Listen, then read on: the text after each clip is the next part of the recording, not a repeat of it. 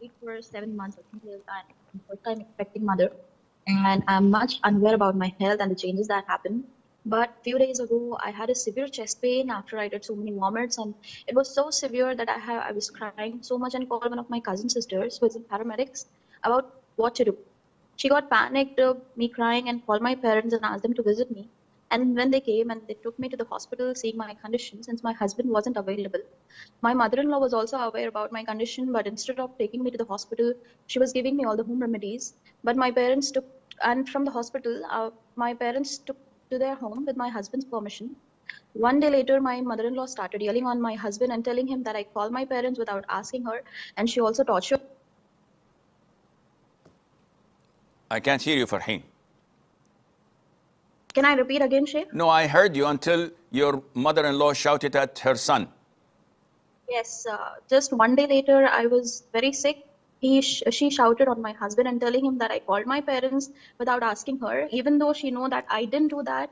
My parents came to know from my cousin that I wasn't well and I was crying. So then my parents came and then they took me to the I hospital. understood. I heard all of this. What is your question?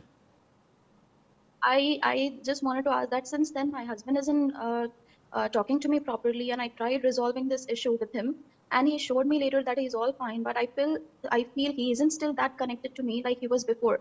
I feel so hurted, and I don't know what to do. I need your advice on this, Shay. The advice is treating people with kindness and tolerance is the best remedy.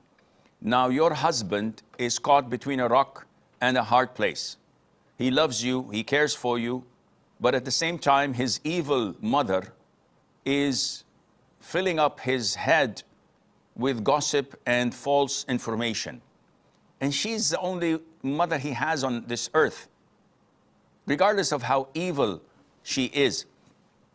And due to that, he does not have the ability to stand up and confront her because he doesn't want to be disobedient or disrespectful. And at the same time, the pressure she is exerting upon him is overwhelming. So instead of you adding more insult to injury, rather you should back off a little bit and let it slide. Don't nag him. Don't ask him what's wrong. Why are you sad? Why aren't you talking to me? Why did you change? Who did this to you? What have I done wrong? And you keep on repeat.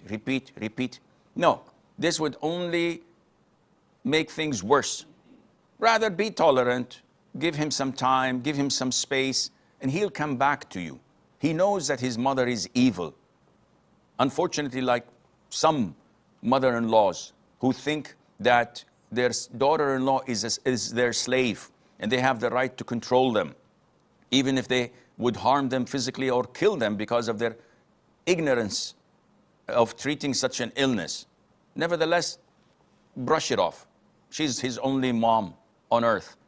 So give it some time. Don't nag him. Give him some space. He'll come back to you, inshallah.